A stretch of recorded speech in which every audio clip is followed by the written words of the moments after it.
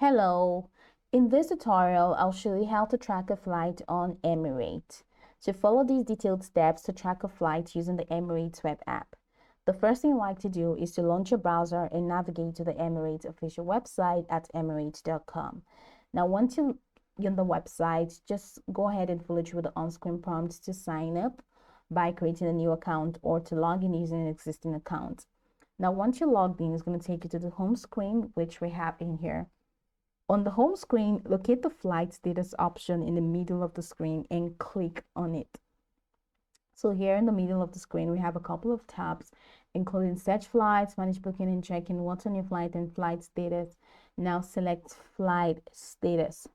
So you're going to see two options. Now you see two options to track a flight. Number one, by the route or by the flight number. So route or route, anyone you call it. So route or the flight number. Now if you click on flight number, you're going to have to enter the flight number in this box. And so once you enter the flight number in the provided field, the next thing is to select the flight date from the calendar. And once you do that, go ahead and click on this check status button. Now if you want to track a flight by the route, so select route, and here enter the departure city or airport and the arrival city or airport in the respective field. Then select the flight date from the calendar and click check status.